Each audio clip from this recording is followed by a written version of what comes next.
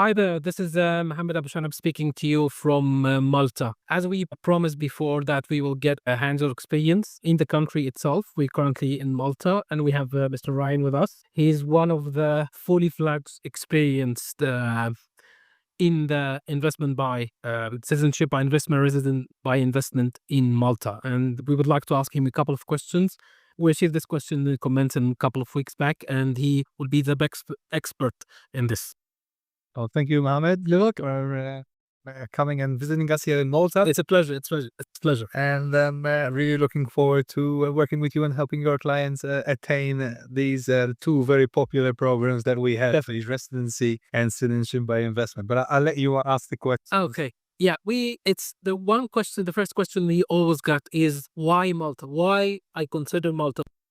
Well, I get asked these questions many times, maybe not on camera, but without intending to discredit any of the other countries and their programs. I think why Malta, what's attractive in Malta, I think before we get to the programs, Malta is a very safe country. It's a country where our population is close to 500,000, but there's over 2 million tourists that visit Malta, so nearly 5 times the population. There's a good reason as to why our tourism is so popular. It's a safe country, a beautiful 300 plus days of sun and beautiful beaches, a Mediterranean lifestyle. We're quite passionate people. But more than that, why are investors looking at Malta? There's a huge opportunity in Malta. The economy is booming, a thriving real estate, a property market. It's a very good health system. In fact, we see that as a growing industry as well, health tourism. But we also are blessed with two very, very attractive programs, two schemes that enables an investor to attain residency or citizenship by investment. And I'll be keen to perhaps explain more as to what's attractive about these two programs that enables these individuals to benefit and to access Malta, reside in Malta, but also have the right of establishment in anywhere in the EU. Okay, that's fair enough. And coming to your questions, I mean, Malta has a very great food. It's like, I mean, it's one of the best EU countries with food, the sunshine. Currently, we're in February 2020, and it's cold and gloomy everywhere in the EU. But here, it's the sunshine is everywhere. So that's one of the things that. So the second question we always get in brief steps: how much capital I need? What is the time frame?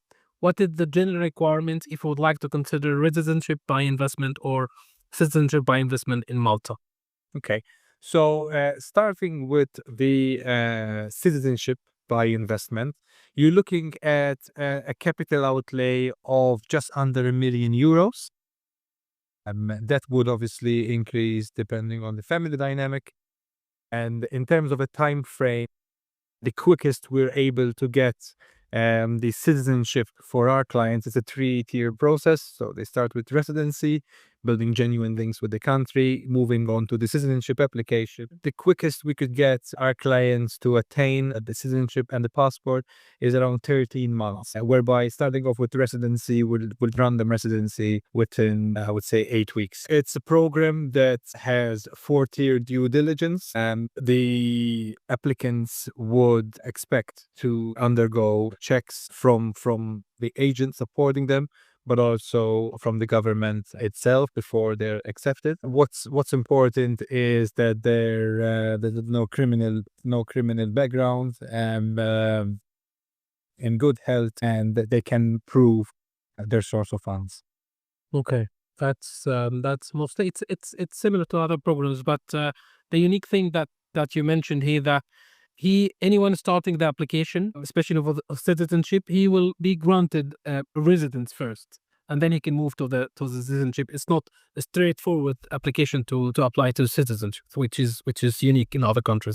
Correct. Correct. And then on the residency by investment program is, first of all, it started off with the process being just over 6 months. That has now increased because of the popular demand for this program, receiving over 120 applications per month. It's such a popular program because of the flexible requirements. It enables generations of families to apply. It enables the main applicant to include the parents and the grandparents of the spouse. There's no age restrictions on the children, as long as not economically active. One that is not so common in any other programs. Usually they cut off around the age of 18. And in terms of the outlay, it's a program whereby you're looking at around 350,000, but there are mechanisms in place to enable to finance some of the requirements, and that would bring it down to under 200,000. Yeah, whereby the outlay in the first year would be around 130,000, which also only comes into play once they're approved. There's no payment before approved. Basically, it's an initial payment to kickstart the process. You're looking at around 35,000 if you consider our fees and the initial government fees. The requirements fall after the approval.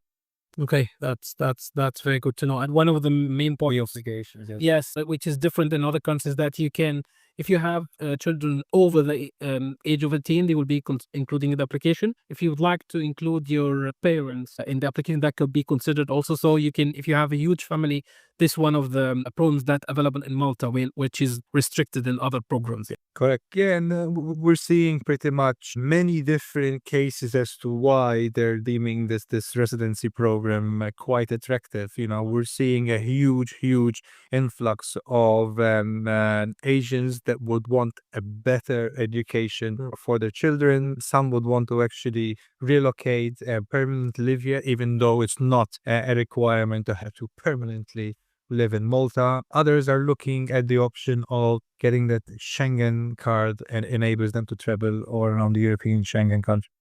That's also most of the questions we have right now. Thank you so much, Mr. Ryan. It's been a pleasure. Thank you.